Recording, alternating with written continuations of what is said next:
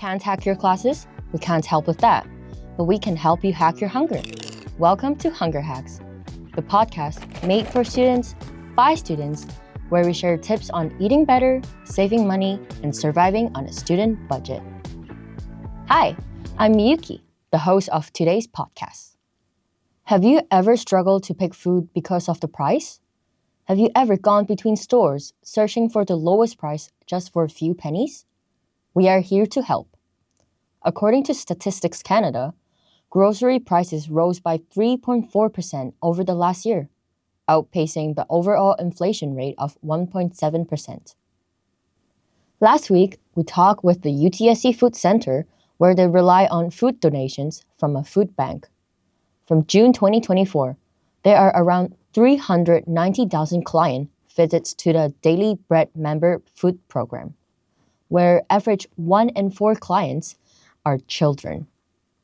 Today, we are widening the lens and interviewing Sahar Raza, the Vice President of Research and Advocacy at the Daily Bread Food Bank, to learn about how hunger affects our everyday life. So can I ask you, you have any personal experience where you thought, oh, this really impacted me working here at the Daily Bread Food Bank? Yeah, part of the reason I work here, to be honest, is that every day I'm interacting with volunteers, with clients who are directly impacted by this work. So that, in general, is what keeps me going. But yeah, there was a story that we got from a client in 2024 for our Who's Hungry report. It was an immigrant mom. She had 2 kids, and I don't know if you remember when a lot of newcomers were coming to Canada, they were actually put into hotels as a temporary shelter. So she was in a hotel. She was pregnant with her 3rd child. And then when she had to go to the hospital to give birth, she didn't have anyone to take care of her other 2 kids, right? So she had to leave them in the hotel room, and they made a bit of a mess. And so when she came home from the hospital, they got kicked out of the shelter. They got kicked out of the hotel.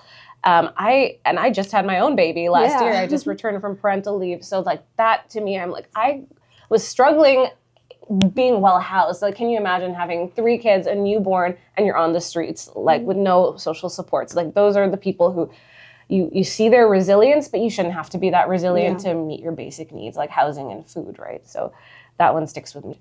So can I ask you, we were reading the 2025 Who's Hungry report, and it says 1 in 4 Toronto households are food insecure. Can you define what food insecure means, being food insecure means?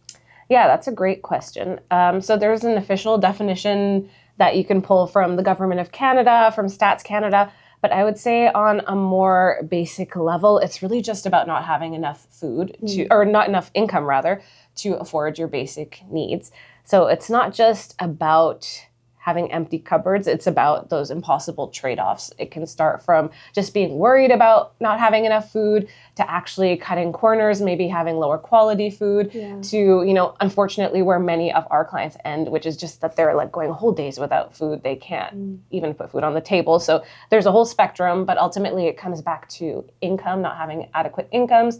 And, with rent through the roof and so many other expenses so high, groceries and food are where people end up squeezing because it's more flexible. Rent is rent, Yeah, we were reading, and it says 53% of people are skipping meals. Does this trend surprise you on your everyday? It's concerning, but unfortunately it's not surprising because, as I said, housing prices have been going up so much.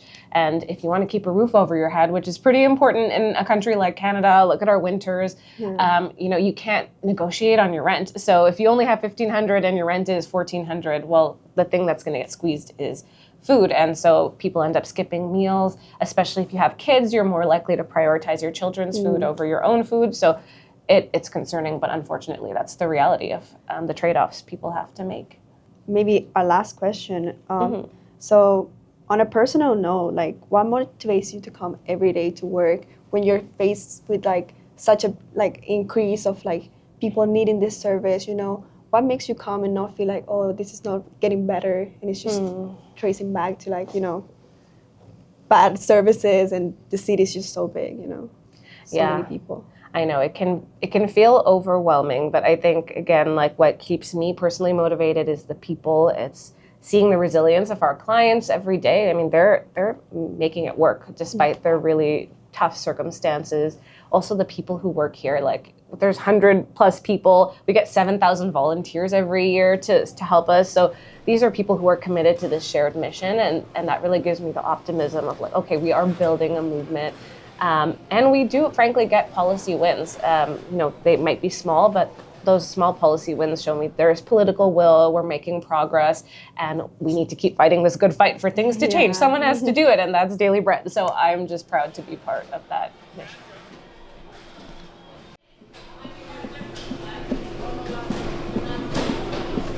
This way I can lean the heavy stuff on the side. 20? Is that 20? I wasn't even counting. Hi, we're back. You've probably noticed groceries are getting really expensive. Food banks and grocery apps have both become go-to resources, especially for students trying to keep up with rising food costs. Yeah, and with food banks facing more demand and limited resources, a lot of people are turning to apps instead, scrolling to deals, comparing prices, just trying to stretch their money. Exactly.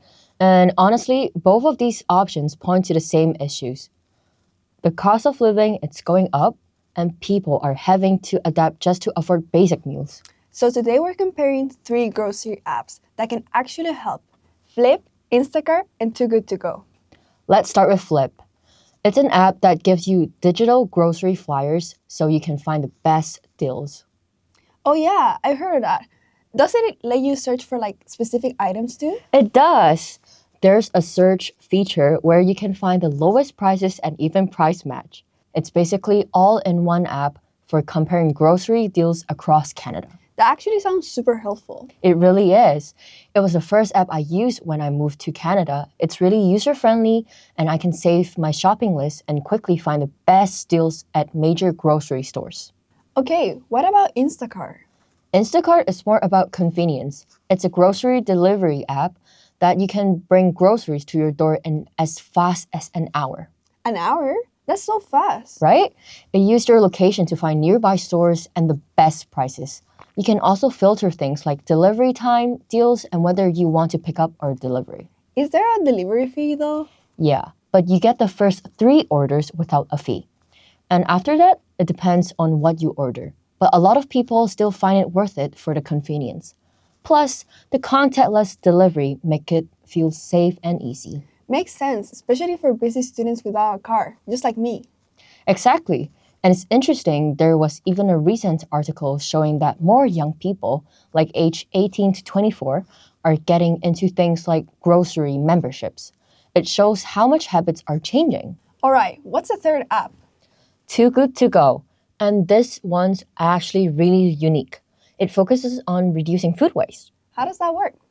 So basically, stores and restaurants sell surprise bags at a discounted price with unsold food before it would otherwise be thrown out. That's actually such a good idea. It really is. Around 40% food gets wasted every year. So this helps both the environment and people trying to save money. Have you used it before? Yeah, I actually use it and I love it. One time I got a surprise bag with a bunch of fresh vegetables and baked goods for way cheaper than usual. That's amazing. And it's kind of fun too, because you don't know exactly what you will get. Plus, you can find nearby stores and restaurants offering deals. So overall, all 3 apps help in a different way. Yeah, Flip helps you find deals, Instacart saves time with delivery, and Too Good To Go helps you save money while reducing food waste. And all of them kind of show the same thing. That people are finding new ways to deal with rising food costs. Honestly, it's so smart. You kind of have to be resourceful now. Exactly. Well, I hope the 3 grocery apps could be of great use in your daily grocery shopping struggles. A hack for all of our listeners to find the best deals out of it. Well, I want to order sushi from Too Good To Go. Me too. Should we check the app? Yeah, we should. This was today's Hunger Hacks for you. This is Hunger Hacks, the podcast where you learn how to hack your hunger. Stay tuned for next week's episode on meal preparations and nutrition. Are they worth it? Find out in the next episode of Hunger Hacks.